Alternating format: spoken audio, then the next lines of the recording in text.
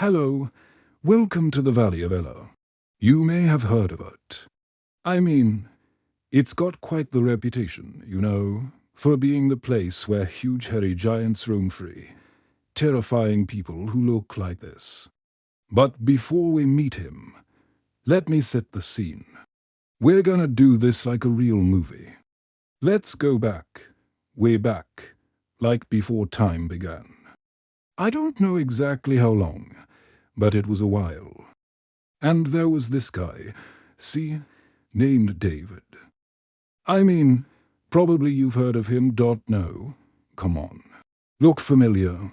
He was just a boy, minding his own business, hanging out with his animal friends.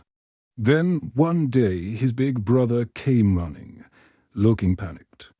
"David, come quick," he said, "before you're too late." What was too late? Well, here's the thing. You see, not too far from where David lived, there was another group of people. And they were always picking on the people David lived with. They were mean and scary and angry all the time, always starting fights. They were bullies, basically. These guys were called the Philistines. And yes, they had some really tough cookies in their group. Like this guy. Say hello to Goliath. Yeah, he wasn't your average Joe. Let's put it that way. He was pretty big. He was so tall and strong, actually, that he looked down on everybody like they were ants. So when Goliath would walk into town, everyone would run away because he was so scary. And guess what? He likes scaring people. If you didn't believe me, just listen to his laugh. Just listen to it. It was terrible. That was not good. So yeah, that's why everyone was afraid of him. They thought he was invincible, like no one could ever beat him. But David didn't think that. He was sure that someone could defeat Goliath if they just tried hard enough. His heart would get all twisty inside of him every time he saw those poor people shaking in fear. One day, he had enough. He wanted to stop feeling afraid, and he wanted to stop seeing other people afraid. So he did something crazy. He grabbed his shoes, grabbed his staff, walked right out the door, past his brother, who was like, "What are you doing?" and headed straight to Goliath. Yeah, David wasn't an idiot, though. He knew going toe-to-toe with this guy wasn't gonna work. I mean, look at them. It wasn't gonna work. So instead, he brought along something that he was really good at. See, David spent most of his days taking care of his sheep.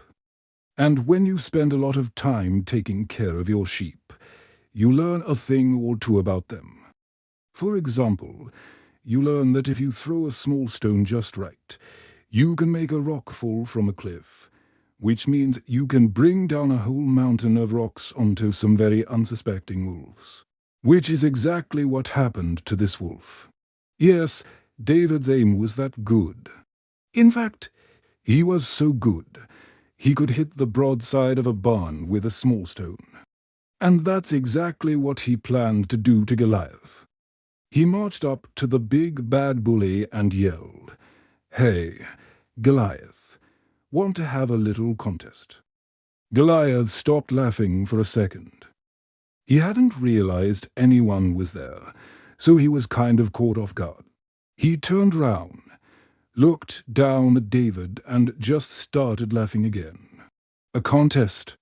Oh, that sounds fun. He pretended to be interested, but really he just wanted to scare the little kid. Like what kind of contest? David asked. Well, how about this? We each pick up 5 smooth stones and then throw them at each other. Whoever's stone hits the other person first wins. He looked at David like he couldn't wait to start. David was nervous, but he had to keep himself from showing it. After all, He needed to be intimidating too, but he also didn't want to get hurt.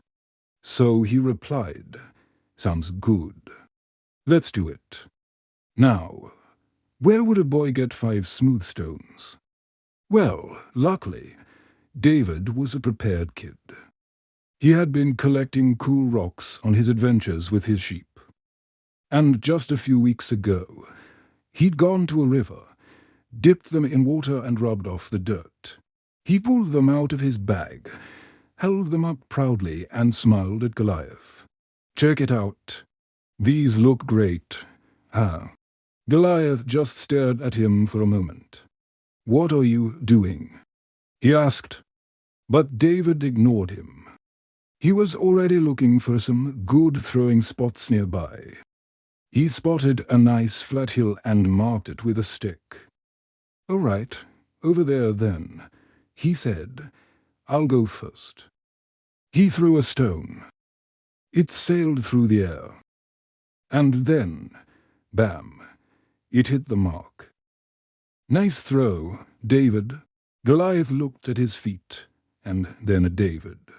"Well, okay," he said. "My turn." He picked up a rock, aimed at David, and flung it across the ground. But David had some fancy footwork. He sidestepped the rock. It whooshed past him. Close, but no cigar. "Ha-ha," David said. "My turn." He picked up a rock, threw it. And bam, it hit its mark. Goliath grunted and threw his next rock. David dodged. This went on for a while. Every time Goliath threw a rock, David dodged. And every time David threw a rock, Goliath grunted. But soon it was time for the final rock. David took a deep breath, held out his arm and threw. The rock sped toward its target, who was getting more and more frustrated by the second. But it was too late now. The rock smacked into Goliath's helmet, knocking it clean off his head. He stumbled backward, tripped on his feet and landed on the ground with a loud crash. The rock bounced off his chin. He spit it out and stared in disbelief at David. "That's it," he said. "I'm gonna crush you." He got up, took a step toward David, and then he froze. His legs felt funny. He could barely feel his arms. And the world was really quiet. For a moment, he didn't know what was happening. Then slowly, very slowly, he started to fall to the ground. David watched him, unsure of what to do. But Goliath was already too far gone. There was nothing David could do to stop him. He landed on the ground, rolled over and sat up. He looked at David. "You win," he said quietly. David blinked. "Huh, what?" Goliath yawned. I think I need a nap." He laid back down and closed his eyes. That was it. He fell fast asleep.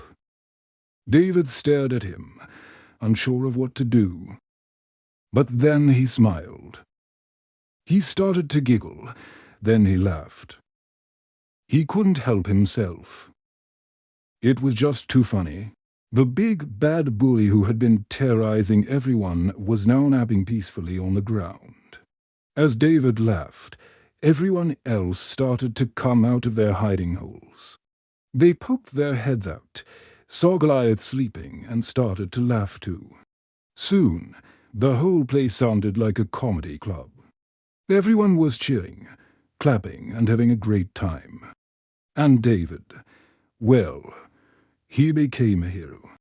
All the people loved him. They gave him a parade. They made him leader of the team. But David didn't forget what he learned that day. He never forgot that even the biggest bully in the world can sometimes just be a scared little kid under all that anger. And he never forgot how to throw a stone dotto. No. He kept up his practice. And years later, when he grew up, He became known as the greatest warrior in the land. People told his story to their kids, so they would never forget that even the tiniest among us can be the bravest of them all. The end. Thank you for watching. If you like this story, give it a thumbs up. We'll see you next time.